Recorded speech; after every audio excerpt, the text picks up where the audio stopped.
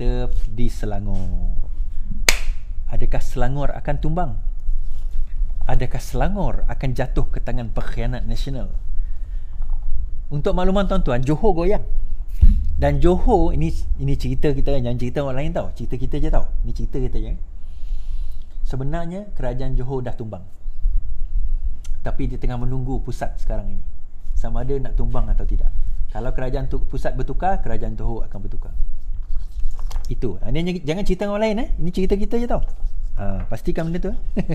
So, kerajaan negeri Selangor ni macam mana? Tumbang ke tidak? Okey. Baru-baru semalam kalau kita tengok, Daroyah. Sebelum ini Daroyah, Dr. Daroyah. Ni saya kenal Dr. Daroyah lama. Dr. Daroyah pun kenal saya. Kalau jumpa Iswadi, apa khabar Iswadi? Dia kenal. Saya pun kenal dia pun kenal saya. Kita kawan. Bila kalau berjumpa Dr. Daroyah, I don't have any hard feeling with you. Kan? Tapi bila kita bercakap tentang prinsip politik, kita kena clear. Number one, kita kata, you setiap keluar poster tadi. Keluar poster lagi ni, konon-kononnya saya akan mempertahankan Selangor dan mandat rakyat tidak akan khianat, Daroyah. Hiloisian pun kata, kemudian Borhan pun kata, Juwairiyah pun kata, Ju pun kawan saya juga, pun kata, YB Ju, saya tak panggil dia YB Ju, saya panggil dia Ju je, pun kata yang sedemikian. Tapi akhirnya apa berlaku? Engkau khianat juga. Akhirnya apa berlaku? Engkau pun khianat juga. Kesian. Dia ada orang hantar kat sini kan, ada hantar pantun tadi, 2-3 kucing berlari, mana nak sama si kucing belang. Kalau seorang-seorang ada hari, lama-lama semua hilang. Saya balas balik, 2-3 kucing berlari, mana siapa si kucing belang. Kalau seorang je ni lari, macam mana yang lain nak hilang? Tak hilang, dia seorang je lari. Sebab tu dia kata, bila dia keluar tu, dia kata, konon-kononnya akan lumpuh. Azmin keluar pun tak lumpuh lah PKR. Zuraidah keluar pun tak lumpuh lah PKR. Geng-geng kartel 11 orang keluar pun tak lumpuh PKR. PKR tetap ada. Saya tetap ada di sini. Saya masih lagi ahli PKR ni, baju otai reformis ni. Dengan Muka Datuk Seri Anwar Ibrahim. Still ada. We are still here. Kami penaung-penaung dan juga panji-panji dan juga apa orang kata yang memegang teguh kepada prinsip-prinsip ni, kami ada di sini. Dan kami ada. Kami ramai. We are here and there's a lot of us. Ramai kami di sini. Tak ada masalah pun. Kami tetap berjalan. Cuma mungkin kami ni bukannya ahli-ahli politik yang memegang jawatan. Itu je. Jadi kami tidak nampak sebagai memegang jawatan, tetapi bukan bermakna kami bukan pemimpin. Bukan bermakna kami bukan pemimpin. Saya Iswardi Morni, graduan undang-undang daripada Southampton University, United Kingdom. Apa isu? Pelajaran saya tak ada masalah. Daripada segi income saya tak ada masalah. Kehidupan saya tak ada masalah. Kalau daripada segi kepimpinan saya ada jentera-jentera saya. So apa masalahnya? Itu saya Iswardi, dan saya ranking paling rendah. Saya ni ranking paling rendah dalam parti. Saya ahli biasa je. Tapi ramai orang macam saya, dan ke atas lagi ramai yang macam saya. So apa isu? Tak ada masalah. So akhirnya kita kata, kalau macam tu habislah kerajaan negeri Selangor. Dia kata habis kerajaan negeri Selangor, tumbanglah kerajaan negeri Selangor ni nampaknya. Habislah kita. Kalau macam tu, macam mana keadaan negeri kita ni? Habislah. Okey.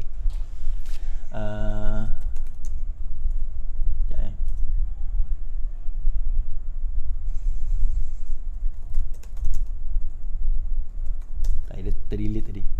Okey. Pertama sekali saya kata, kita kena tengok kedudukan negeri Selangor ni macam mana daripada segi jumlah kerusi yang dia ada. Kalau kita nak kata Selangor ditumbang hanya kerana Daroyah lompat. Dan maklumat yang saya terima baru-baru ini, akan ada lompatan beramai-ramai pengkhianat ini sebelum PRU ke-15. Percayalah. Yang tu akan berlaku. Tak apa, kau lompat lah, aku tak kisah pun. Kerana nak tunjuk lah bila dah melompat ni collapse lah PKR. Tak collapse. Aku tahu berapa jumlah kau. Tak ada masalah. Tapi kalau kita tengok di Selangor dahulu. Mari kita tengok di Selangor. Isu di Selangor kini, kalau kita tengok Pakatan Harapan. Pakatan Harapan, Selangor Legislatif. Pakatan Harapan ada 43 kerusi. Ini saya dah sebut berkali-kali. Pakatan Harapan ada 43 kerusi, 18 amanah, PKR, 16 amanah. 18 ni sebab 19 hari tu seorang dah keluar, jadi 18 semalam. Cepat dia update sini. Amanah 8, Bersatu 3, Independen 1, PN dia ada 8, 5 UMNO, 4 Bersatu, 1 PAS. 4 Bersatu ni termasuklah Bersatu geng Azmin lah, Azmin. Yang 3 Bersatu ni adalah Bersatu dikatakan geng Mahathir. Okey, tak apalah, kita tolak ke tepi. Yang ni kita letakkan jadi independen. Ambil 8 campur 1 campur 3. 8, 9 campur 3, 12. 12 masih terlalu jauh untuk nak tumbangkan 43 ni. 12, katalah 8 ni melompat. Katalah 8 melompat. 12 campur 8 baru 20. Tolak 8 dekat sini, kita masih ada 30 lebih. Terlalu jauh untuk dia nak melompat. Terlalu jauh untuk dia nak ni. The only way, satu cara untuk nak tumbangkan, dan dah diusahakan pun.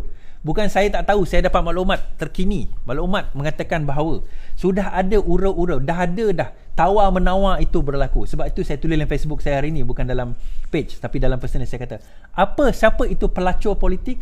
Pelacur politik ialah mereka menjual beli politik mereka dengan harga.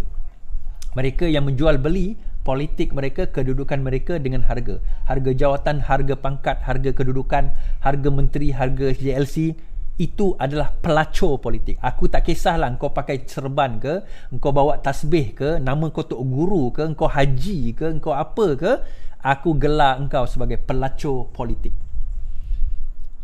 Engkau adalah pelacur politik yang melacurkan diri engkau demi kerana soruk, demi kerana nak pencen.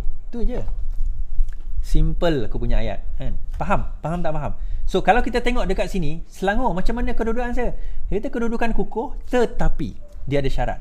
Kita kena memastikan bahawa daripada DAP dan daripada amanah ni, dia kena jaga. Terutama daripada amanah, kena dijaga. So kita nak jaga macam mana dia amanah ni? Isunya sekarang ini, kita tahu Menteri Besar Selangor ini adalah orang Azmin.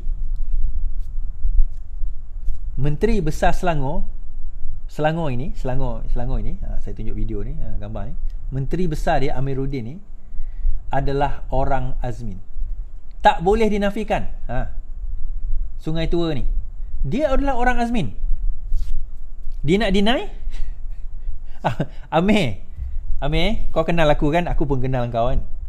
Kau nak deny ke yang kau ni orang Azmin? Dah ada video pun tersebar masa pemilihan parti kau orang Azmin. So what's the problem? Oh, tak ada, itu dulu, sekarang lain. Tak ada bezanya. Dulu sekarang tu tak ada beza. Ia hanya memikirkan tentang kedudukan kau orang.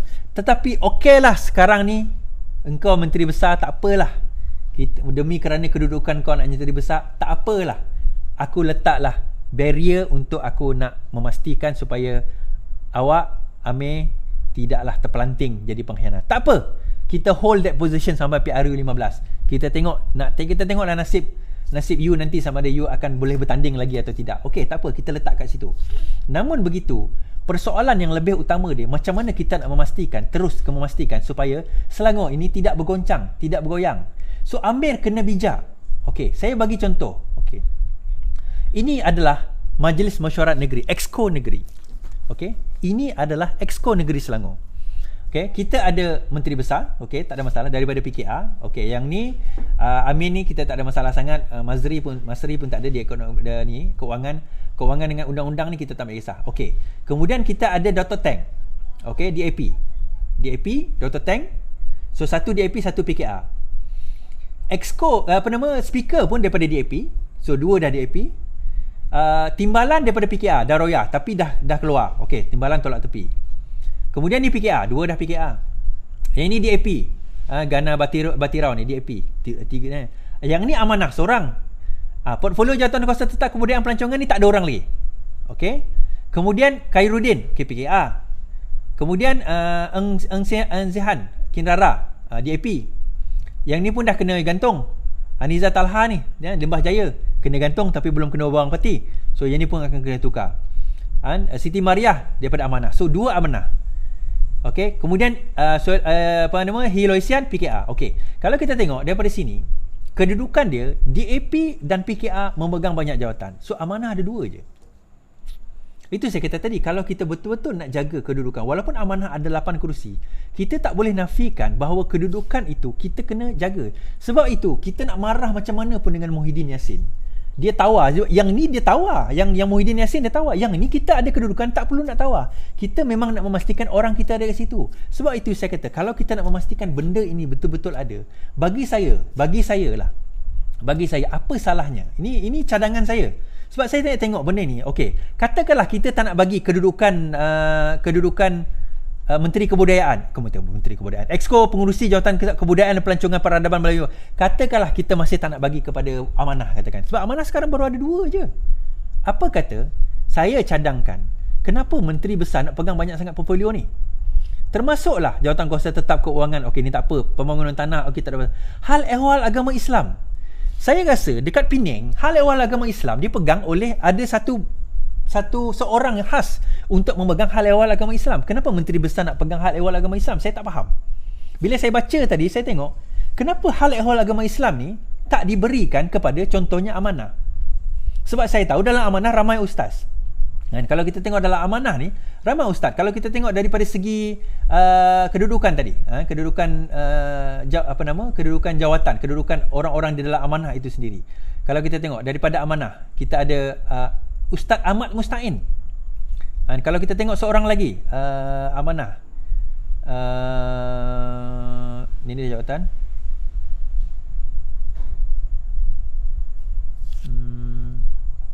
Tadi saya jumpa dah. Okey, Ustaz Fakhrul Razi. So kita ada 2 calon amanah yang kita boleh letakkan sebagai pegawai agama. Kenapa? Now, ini strategi pertama saya kata untuk menjaga kedudukan.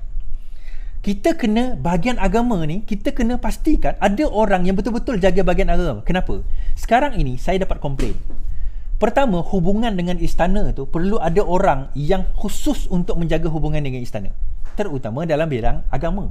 Kedua, saya juga dapat komplain di Selangor ini kebanyakan masjid dan surau-surau dikuasai oleh orang PAS. So kalau dikuasai oleh orang PAS, isunya kita nak kata minta maaf lah, kita kata orang PKR, orang PKR dan orang amanah ni tak ramai yang tak semuanya nak pergi ke masjid. Orang PAS ni kebanyakannya orang pergi masjid. Kita akui benda tu. DAP lagi lah kan. Tapi dalam masa yang sama, kenapa kita tak serahkan jawatan itu, kita keluarkan exco agama itu, kena ada exco agama khas untuk menjaga kedudukan ini. Kerana apa saya kata? Sekarang ini mereka bermain-main dengan rakyat. Yes, kita tak tumbang, tapi belum tentu jaminan untuk menang. Kita kena ingat, PAS dan UMNO sekarang ini sedang bergabung. Kita perlukan sekurang-kurangnya satu pemikir yang nak memikirkan ni unit-unit surau dan masjid ni di Selangor, dan juga hubungan dengan raja, dengan sultan. Yes, menteri besar, okey, tak apa, teruskan. Tetapi at least majlis agama, sebab agama ni dia berkait rabat dengan zakat, dia berkait rabat dengan baitul mal, dia berkait rabat dengan masjid dan sebagainya. Saya bagi ambil satu contoh paling mudah lah. Kalau sekiranya kita masuk ke kawasan-kawasan masjid dan sebagainya, kebanyakan dikuasai oleh orang PAS. Kalau sekiranya kita nak menguasai masjid, memang tak boleh. Tetapi apa kita boleh buat? Sekurang-kurangnya kita ambil lah ustaz-ustaz kita, ustazah-ustazah kita di bawah kerajaan negeri, bayar dia orang sedikit duit, setiap minggu 2 kali bagi ceramah dekat masjid dan surau. Tak payah cakap pasal politik, tetapi dia tahu ini kerajaan negeri yang hantar. Dipantau oleh menteri exco agama. Minta maaf saya sebut menteri sebab saya sebut Sarawak. Dipantau oleh exco agama. Kenapa benda ini penting? Kita nak menghadapi PRU. Kita nak menghadapi PRU lah, PRU yang akan datang. Lagi dulu masa pemilihan PRU yang ke-13, kita bersama dengan PAS, tak ada isu. Sekarang ini kita tak capture market yang masjid dan surau ni. Kalau sekiranya amanah tak dibagi position yang kuat, kan, ustaz-ustaz yang ada dalam amanah tak dibagi position kuat untuk memikirkan macam mana nak penetrate surau dan masjid ini, kita akan ketinggalan terlalu jauh dalam aspek ini. Dia ada 2 saya nampak ustaz bagi saya. Dan saya nampak, kalau tengok saya baca biodata ni, saya tak kenal sangat ustaz-ustaz daripada amanah. Minta maaf lah, amanah saya tak kenal sangat. Tapi saya pernah jumpa dengan Ustaz Fakhrul Razi lah. Saya borak dengan dia, borak-borak, rupanya dia muda sikit daripada saya. Saya nampak dia punya karakter, saya nampak dia lagi sesuai memegang exco agama. Betul, exco agama tu tak ada, tapi kenapa tak boleh diadakan? Kenapa kita tak fikir ke tahap itu? Bila saya fikir balik, saya kata Selangor tak selamat sebab UMNO dan PAS sudah bergabung. So pergabungan ini kita kena buat benda itu sekarang. MB kena fikir. Melainkan kalau MB rasa benda itu sebenarnya memang kita nak buat Selangor kalah. Sebab itu saya kata Selangor takkan tumbang berdasarkan kiraan yang ada sekarang. Namun begitu, kalau benda ini dikekalkan tanpa ada pemikiran untuk kita nak kawal, bukan kawal, tapi untuk kita nak masuk penetrate, untuk kita nak tembusi dinding masjid dan dinding surau dengan pemikir-pemikir yang ada, kita akan menghadapi masalah di kawasan Melayu. Kita akan menghadapi masalah di kawasan Melayu. Betul, kita kata Melayu bandar ni pemikiran dan lain sebagainya. Jangan kita underestimate. Sebab itu saya kata dalam keadaan yang ada sekarang ini, kita memerlukan pemikir. Saya cadangkan. Ini nak terima tak terima, you all punya pasal. Tetapi kalau you all betul nak fikir in the future, kan? Future punya. Pertama, kita nak securekan amanah. Dia ada 2 je exco. Come on. 8 kerusi bagi 2 exco je ke? Kan? Kita bagi tambah lagi 1 exco, wujudkanlah exco agama, biar Ustaz Fakhrul Razi jaga. Macam dia ustaz, kedudukan dia muda, dia agresif, biar dia jaga. Ini tak ada apa-apa kepentingan, tetapi yang paling penting saya nak memastikan supaya penetration orang amanah ni bagi dia role yang lagi besar. Alamak, orang amanah ni kita bagi dia role apa? Kita bagi dia role jaga KIS, kan? Jaga apa? Jawatan Kuasa Kesihatan, Kebajikan, Pemberdayaan Wanita dan Keluarga. Kita bagi dia jaga benda tu. Lepas tu yang Izham punya kita bagi dia infrastruktur, kemudahan awam, pemodenan pertanian industri andastani. Betul dia masuk kepada orang kampung, tetapi bagi saya amanah ni serpihan daripada PAS. Ramai ustaz-ustaz. Apa salahnya kita gunakan benda itu untuk kelebihan? Kita bukannya nak hentam PAS dalam segi politik dia, tetapi kita jangan menafikan di Selangor masjid dan surau orang PAS kuasa. Orang PAS kuasai. Dan kalau sekiranya kerajaan negeri Selangor tidak sanggup nak menghadapi benda ini, maka daroyah ini bukanlah yang pertama yang akan keluar. Bukan setakat daroyah yang akan keluar. Ini saya nak bagi tahu pemerhatian saya sebagai penganalisa politik. Saya ini bukan bijak sangat, tapi ini yang saya nampak. Kalau benda ini tidak dilakukan dengan segera, benda ini tidak diambil secara proaktif, kita akan kehilangan kawasan-kawasan Melayu di dalam pilihan raya. Tak payah jauh, PRU ke-15 yang akan datang ni. Tak payah kita cerita jauh, PRU yang ke-15 ni kita akan kehilangan. Sebab itu saya kata bila daroyah melompat ni tak ada masalah pun, tak ada isu pun daroyah melompat ni. Kalau kita tengok dia kata apa, daroyah bawa 35 pemimpin akar umbi, tidak ada masalah. Keluar PKR, nak bawa keluar lah, kan? Nak bawa keluar tak ada masalah pun, kan? Tak ada isu pun benda tu. Tak menggugat pun Selangor tetap macam tu. 35 pimpinan apa? Pimpinan wanita, bawa lah keluar, kita tak ada isu. Namun begitu, have we plan? Lepas dia dah keluar, bagaimana dengan PAS, dengan UMNO? Kita duk sibuk dengan daroyah ni. PAS dengan UMNO, bagaimana PAS dengan masjid-masjid dia? UMNO dengan komuniti-komuniti dia. Kita dah fikir tak? Contohnya macam saya kata KIS. Ini saya dapat berita, ada kawan saya dekat Selangor, dia kata KIS sekarang ni online. Okey, KIS online bagus. Tetapi masalahnya bila you buat online, you pecahkan touch di antara YB dengan rakyat. Apa salahnya kalau KIS tu online tetapi diverifikan oleh YB tempatan? Tak payahlah dia apply online, tapi verification, second verification, YB bukan YB tetapi pegawai dia verify kan betul. Okey, dia ni orang, dia ada KIS ni adalah satu macam bantuan oleh kerajaan negeri Selangor bagi orang bukan Selangor lah, kepada orang miskin di mana pendapatan bawah 2,000 dan mereka mempunyai anak bawah 18 tahun lebih daripada 3 orang. Maka ada bantuan-bantuan harian, bulanan yang dia akan dapat. Namun begitu, apa yang dia buat? Dia apply online. Bagaimana pula orang yang tak dapat online? Okey, YB boleh tolong, tapi kita tak tahu. So apa salahnya kalau sekiranya dia empowerkan, kita online tak apa, tapi di empowerkan YB ni untuk juga turun ke padang, membenarkan YB ni untuk melihat sendiri rakyat-rakyat dia. Baru dia boleh berjumpa dengan rakyat. Barulah orang akan nampak, oh YB ni bekerja. Kalau semua online, masalah juga. Kenapa masalah? YB tak nampak bekerja. Asyik kita kalau nak, kalau babi saya nak bantuan kes, awak pergi online, awak register. Kita bolehlah tolong dia kan. Tetapi setakat itu je lah. Bila dia dapat bantuan, habis. Kita pun tak tahu dia dapat bantuan ke tidak. Tak, kena streamline kan. Sebab itu nak bagi bantuan, Alhamdulillah boleh. Guna teknologi, bagus. Tetapi fikir daripada segi tata cara, touch kita tak nak nanti suatu hari YB tu tak function dah. Dia menang pilihan raya, lepas tu dia tak bergerak, dia tak berjalan, dia tak pergi jumpa orang. Itu yang kita tak nak. Sebenarnya dalam benda tersebut, aspek tersebut kita tak nak. Biarlah dia pergi jumpa orang, biar dia berjumpa rakyat, biar rakyat dia tahu, biar diserahkan benda itu kepada rakyat. Benda itu yang kita kena faham. Jadi ada yang tanya saya tadi, Johor goyang ke? Ni. Walaupun dia melawak kan, Hasni kata, saya mungkin MB paling singkat antara yang singkat. Sebenarnya benda ini dah bergolak sekarang ini, bahawa Menteri Besar Johor Hasni Mohamad tidak menolak kemungkinan menjadi Menteri Besar paling singkat berikutan ketidaksebedan politik yang berterusan di negara ini. Secara bergurau, Hasni berkata, beliau mungkin juga akan dikelai sebagai Menteri Besar COVID-19. Saya datang di tengah-tengah pegang pentadbiran, masih lagi berbaki lebih kurang 2 tahun setengah sebelum pilihan raya. Itu pun jika pilihan raya tidak diadakan lebih awal. Jika itu, saya mungkinlah Menteri Besar paling singkat antara yang singkat, dia kata. Tapi sebenarnya mungkin lagi singkat daripada nak pilihan raya tu. So apa saya kata demikian? Berkemungkinan besar tu saya kata Johor pun dah goyang. Johor goyang. Cuma dia tengah tunggu federal je sekarang ni. Sekarang ini tengah tunggu federal. So bagaimana dengan federal? Ni lah